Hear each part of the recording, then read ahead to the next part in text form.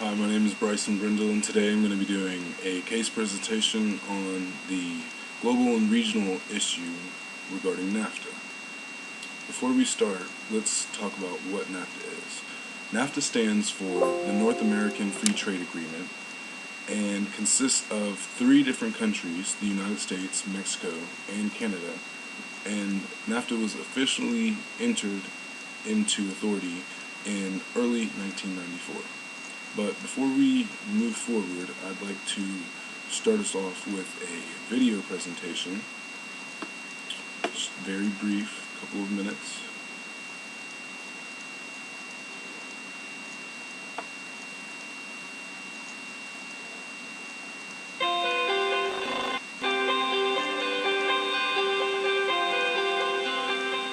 Hi, we're here with Carl Tannenbaum, Chief Economist of Northern Trust. Carl, great to see you. Good to be with you. As Washington thinks about a new trade policy, NAFTA seems under pressure. What's going on? As we've discussed before, trade has been broadly beneficial to the countries that participate in it, but not uniformly so. Trade agreements often advantage some industries and some workers at the detriment of others. And today, with the focus on jobs that have been lost because of trade, people are thinking that we need a new deal. And because NAFTA encompasses 2 of our largest trading partners, it has received immediate attention. Have there been benefits to the United States under NAFTA? Absolutely. Our exports to Mexico, our sales into that country, have grown considerably since NAFTA was implemented in 1994.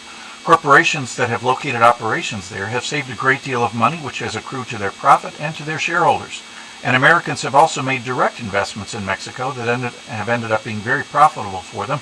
And so overall, there are a number of benefits to our participation in NAFTA. If NAFTA is modified, what's the likely effect on Mexico? It would be detrimental in several ways. First, it would hurt the Mexican economy by limiting sales here to the United States. If business is slow, you'll have higher levels of unemployment, and that could create both economic and civic problems within Mexico. Secondly, you could see, because of that unemployment, a lot more people trying to get into the United States. So at the same time that the administration is trying to limit migration, you may see pressure for more. Third, Mexico is an indebted country, and if their economy falters, they may not be able to pay the debt back. And that could be the catalyst for financial market upset. And then finally, Mexico cooperates with us on a lot of things, including drug interdiction, and if they are embittered by a reevaluation of NAFTA, they may cease to be of help there. So if NAFTA is substantially amended, who would be affected the most?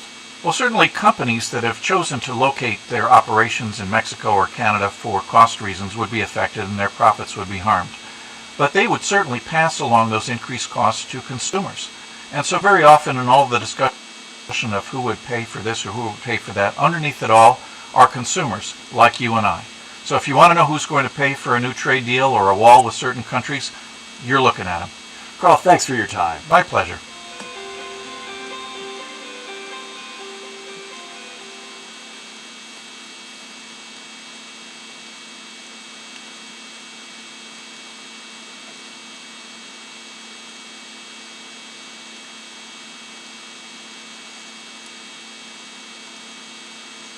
So now we're going to move on to the goals set forth by the United States prior to NAFTA being enacted. First, the elimination of growth, delaying tariffs and taxation. Prior to NAFTA being established, international tariffs and taxation between the United States, Canada, and Mexico created higher costs of operation due to higher taxes, which means that the prices of goods and services increased. With the elimination of those tariffs, we've seen the prices of products go down. We also had the goal of having a unification of agriculture, textiles, and vehicle manufacturing, establish policies that protect intellectual property, create a system that mediates disputes between international borders, guard against labor exploitation and environmental damage, expand trade and economic growth throughout the region, and integrate Mexico into the highly successful economies like the United States and Canada. Some of the Mexican goals for NAFTA include lowering the cost of consumer goods domestically, expand on successful international agreements that were made in the prior decade, accelerate the average income levels to create a more sustainable economy, reduce the unemployment rate by creating new markets and job opportunities within the region. Some of the important key factors of NAFTA include, first, setting the benchmark for future trade deals, and NAFTA was the first of its kind by setting up a free trade agreement between developing countries, a developing country such as Mexico, and fully developed economic countries like the United States and Canada. And throughout NAFTA, throughout the enacting of NAFTA, the prices of goods throughout all North American countries, United States, Canada, and Mexico, have reduced tremendously, and the regional trade annually has increased 3 times. From 1993, when the average revenue was $290 billion, moving towards $1.1 trillion in 2012. This makes Mexico one of the strongest exporting nations on the global platform, and it is the strongest exporting country within Latin America. And with NAFTA, it directly empowered North American manufacturers to compete with the Asian markets that have lower cost of operations, especially within the vehicle manufacturing sector of business. Many people argue that with the signing of NAFTA, it has led to the loss of many jobs. But if you look at the numbers, only 850,000 jobs have been lost in the United States throughout the 20-year history of NAFTA. And when you take in consideration that the United States is, on average, adding 150,000 new jobs per month, it kind of offsets the 850,000 throughout the last 20 years. Also, the jobs that have been created due to NAFTA within the United States often pay more than the jobs that have been lost or replaced.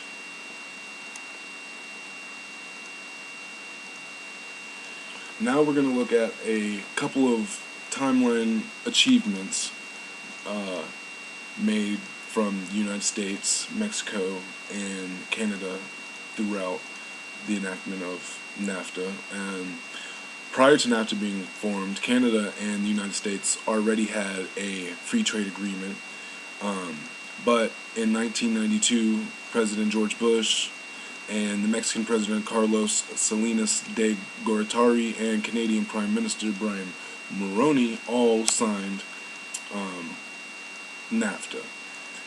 The following year, Bill Clinton negotiated the labor and environmental side of NAFTA, and later that year, he signed NAFTA into law as we know it today. From 1994 to the present time, all of the main achievements have been the reductions of taxation between borders and the reductions of tariffs, which have saved the populations of these countries tremendous amounts of money and has promoted economic growth between them.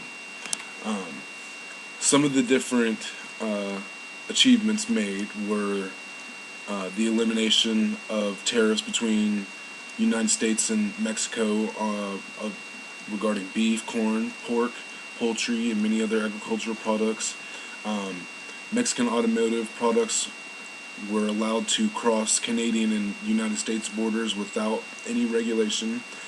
Mexican tariffs on the United States and Canadian auto dropped from 20 to 10%. A few years later, in 98, the continuation of lowering tariffs continues, with Mexico eliminating the tariffs for fruits on the United States. Um, the United States also eliminates tariffs on cotton and wheat from Mexico, and the majority of all United States and Canada agriculture tariffs have completely fizzled out. A few years later, in 2002, Canada eliminates the tariffs on Mexican flour, meat, and sugar. 2003, Mexico eliminates tariffs on dairy, pork, and rice from the United States, and so on and so forth. Now let's look at some of the negative consequences that NAFTA has protracted. First, let's look at the loss of jobs via outsourcing to other foreign countries, and and NAFTA also has produced job insecurity within the working class of the United States. Basically, since the jobs of the working class inside of the United States are the most vulnerable, those people within the lower class often find themselves struggling if NAFTA had not been enacted. And within the United States, distancing of bipartisan cohesion has occurred. Prior to when NAFTA was being drawn up, both sides of the parties, both sides of the political systems, Democrats and Republicans, actually had a joint force towards the creation of NAFTA and the implementation. But since every single goal sought out by NAFTA did not get accomplished, it has grown to have many critics. But most of the critics do not take into consideration that there are many, many other factors which slow economic growth and other negative consequences. And Mexican income increases are relatively low for the region. Economic growth versus inflation. NAFTA serves as the foundation for future trade deals, but NAFTA, on the behalf of Donald Trump, has the potential to derail further trade deals such as the Trans-Pacific Partnership. And the term stagflation has been heavily associated with NAFTA. And if we look at this chart right here, it is Mexico's leading economic indicators, and the three indicators are gross domestic product growth, inflation, and the unemployment rate. As you can see, the unemployment rate remains constant and has not dropped significantly at all. Inflation rate at the beginning of the 90s spiked and then stabilized, and the gross domestic product has gone up and down, but has not shown any true trend of going in either direction. But it looks like if you were to draw a line, it'd be around 4%. The main thing that you want to draw from this chart is the distance between inflation and gross domestic product growth. Inflation has remained at high levels in Mexico, generally above 5%. Meanwhile, gross domestic product growth has only went above the inflation once, maybe twice, and when gross domestic product growth is lower than inflation, real economic growth is not being made. This next chart is based on the economics of the United States and is separated between different levels of income. If you look, though, the average percentage of year-on-year growth is around 4 to 7%. And 4 to 7% growth usually is pretty good. And when we take into consideration of the average annual inflation rate, it usually stays in between 2% and 5%, with an average of around 3%. So if we go back and look, with the average year-on-year growth rate of between 4 and 7%, and a inflation rate of approximately 3% on average, we get a net growth of 2% year-on-year. Some of the pitfalls on NAFTA are being worked on being addressed. One of the biggest issues is within the United States, especially the vulnerable jobs that are held by the lower income level communities. Those communities need to have some sort of insurance and job security, since their jobs are being attacked and the most vulnerable to being lost. Weakness within the trading community have been identified. What this means is the pitfalls and weaknesses of NAFTA have been identified, meaning that the flaws now can be addressed in new deals.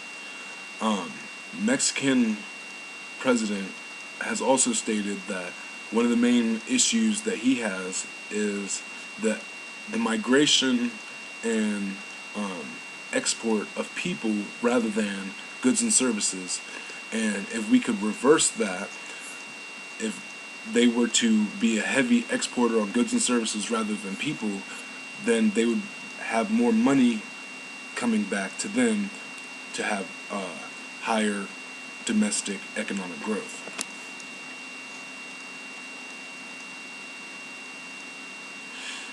There also needs to be further unification between Mexico and the United States and Canada. A good example is the European Union. The European Union is a union of 28 countries, and those 28 countries all come together to formulate agreements with how they're going to